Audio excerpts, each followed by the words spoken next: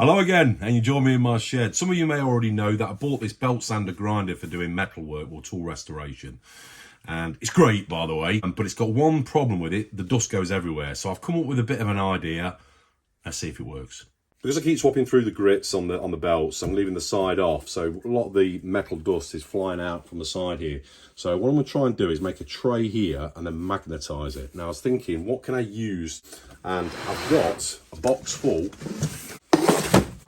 of speakers. Now I've had these years and they've been sat in a cupboard, covered in cobwebs, but they've got magnets on the back. So see if I can make something out of these.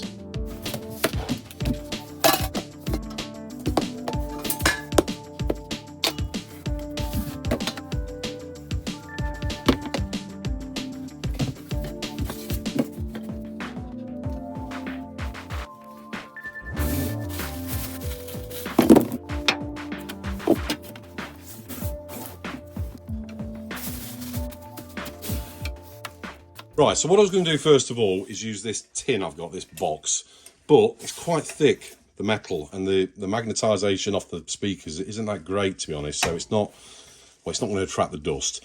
So I've used a thinner tin, like that, then I've put the speakers underneath there, there's 4 altogether, and I've just put this plastic bag over, so hopefully the dust will just collect up in there.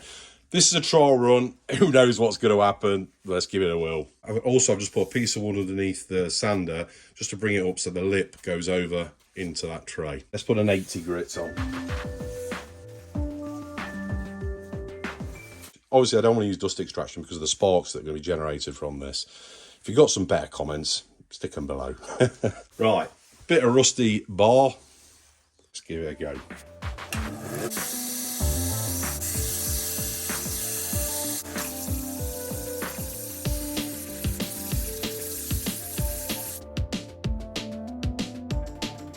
Caught some filings, but is that just because it's there rather than magnetised? Let's have a look. Obviously there's a lot of filings on here, this table, but I'm debating to take that off. But if we look down here, you can see, well, you can see the circles. So it's catching it. Of course, when it's finished with, I can just take the bag off, bag it up and bin it. Let's have a look, see if any have gone around the outside. Yeah, there's a few bits over here. I think it's caught quite a bit. Yeah, it's all around here as well. So it's hitting there and then spilling over the top. So I think what I'm going to do is take this off. Okay, so that's off. Put the magnet back there. Just get rid of all the filings.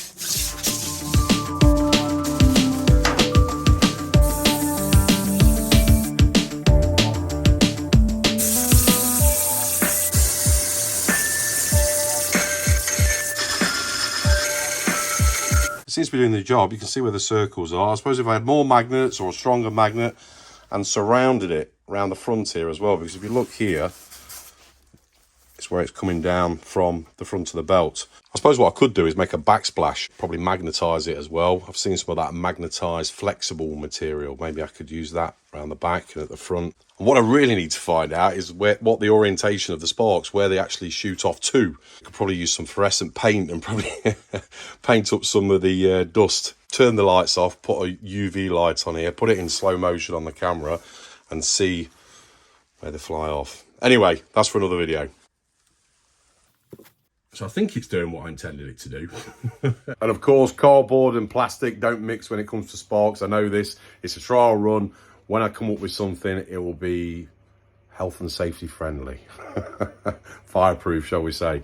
But yeah, I'm just trying a few little ideas out. And I'm taking you along on my little trial and error journey. All I'm trying to really do now is just trying to prove the concept of using magnets to catch grinding dust. But if you've got any comments, ideas, suggestions, whatever, just stick them below. Cheers.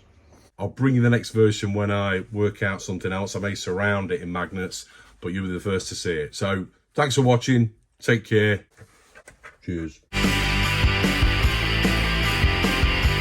See you next time on Weekend Shedhead.